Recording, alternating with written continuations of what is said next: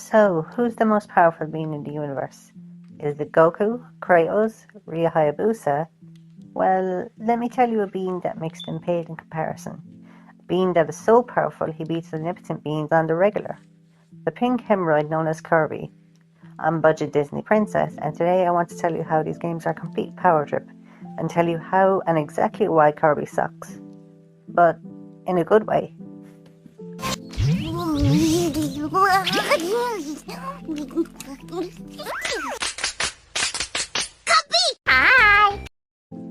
Kirby is a character who I've always been aware of. He's adorable and he's cute and he's much more powerful than he may first appear. Although I had always been aware of him, I never really checked out a lot of his games. I have an affinity for platformers that provide a lot of difficulty, like Crash Bandicoot, so I always figured, you know what, these games kinda sound a bit boring. It wasn't until one night when I was bored that I decided to check out a copy of Kirby Superstar Ultra for the Nintendo DS. And by the time I had finished my first section, it finally hit me.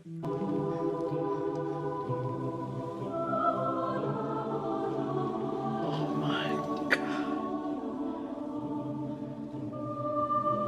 I get it.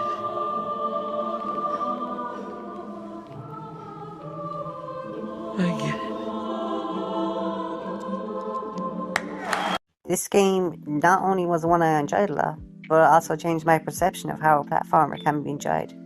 Since then I've completed nearly all the Kirby games, and the more I jumped into the series, the more in love with the series I ended up becoming. I see exactly now why Kirby is an icon, and I can honestly say he deserves it. And no matter how cautious you may be about jumping in, my advice is give them a chance, for the appeal may not be what you're expecting. On first glance, Kirby may not look like it has much going on for adults. A cute little pink puffball running around sucking people up and then stealing their powers. It's a simple premise, but this simple premise ends up benefiting in the long run. It is surprising to even look back and know that in Kirby's original debut on the Game Boy, the ability to copy powers wasn't actually there. It wasn't until the sequel, Kirby's Adventure on the NES, which came out after, where he gained this ability, and now this ability is once synonymous with the Kirby franchise. Travelling through these worlds, you will see enemies constantly, all with different powers that are desperately just asking to be stopped.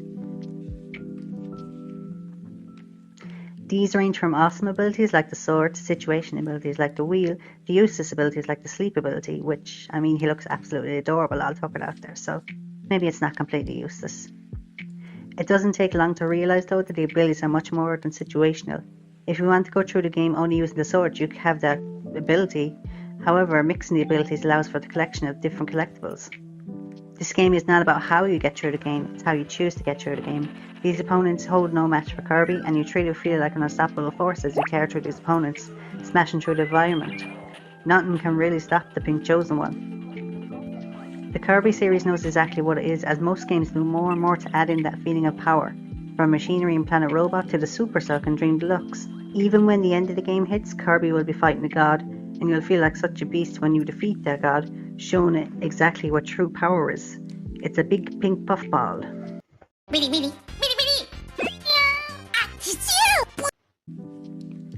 So, I've spoken about the first game and the feeling, but what if I told you there's so much more than just what you see?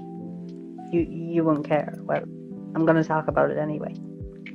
Sure, Kirby may just be a simple pink puffball consistently saving the world of Popstar, same as Mario, who saves the princess, but there's actually a lot more. If I ask you who Kirby's main antagonist is and you say King Dedede, then I would mainly say you're wrong and should be executed in public. Sure, King Dedede was the antagonist of the first game, alright, but something actually happened after his first defeat. He had some character development. Yes, he has fought Kirby, but always when hypnotized by a bigger enemy. King Dedede is now grown to be so much more understanding and a better ruler, and somewhat of a friend to Kirby now, joining his team now on multiple occasions. Bandana Waddle Dee is loyal to a fault and would do anything for King Dedede. Plus he's quite adorable, and then you have Meta Knight, another one who started out as Kirby's rival, but usually ends up assisting him now. Nintendo games with character development, that's something I thought I'd never see. And these aren't just the mainstays. Susie from Planet Robot has a tragic story when you scratch below the surface. And Marx is a twist villain that no one saw coming. Well, I mean, the game came out 20 years ago, so you probably know now, but yeah. Kirby isn't too direct with a lot of its lore, but when you begin to scratch the surface, you'll realise how deep the lore can go and how dark it can surprisingly get. It's not some ancient scripture that mankind will be looking at 1,000 years from now and go, wow, this is a masterpiece. But if you want a bit of extra content, then it is there, and that's the same with the difficulty.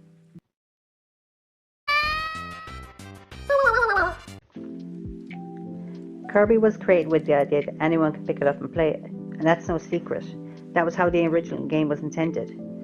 But even since the beginning, the hardcore gamers weren't left out. Since the first game released, when you finish the game, a new game plus opens, making the enemies much more difficult, and Kirby's health is slashed in half. This tradition continued with stuff like Superstar having a gauntlet of enemies that get tougher the more you defeat them. With Dark Souls, though, Kirby does have a little bit of challenge to offer. For people who just want something to do, you can beat a Kirby game in an afternoon, but to complete it 100% will take you a lot more time.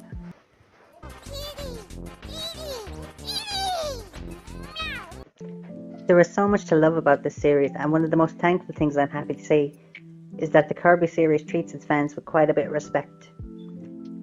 Bar from a few exceptions, all the Kirby games are easily accessible. The game also delivers on some fantastic remakes and re-releases. The game Nightmare in Dreamland was a remake of Kirby's Adventure, along with Superstars recreating Kirby's Dreamland, now with the added abilities to suck off your enemies. Who doesn't like to suck? This game also has one of the best re-releases in the form of Kirby's Dream Collection, released for the Wii in honour of Kirby's 20th anniversary. So now you can easily suck on the Wii. I love that so much I'm going to put that in a birthday card. Harder to preserve. Kirby goes out of his way, old and new, to make these games accessible on the majority of Nintendo platforms. That's even more rare than seeing an opinion on a British newspaper that's actually well informed. Game preservation is something we all need to focus on much more, and this series does a great job of keeping it alive.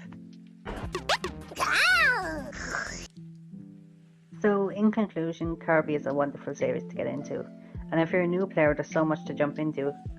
Kirby Superstar Ultra is my favourite, with Planet Robobot being a close second.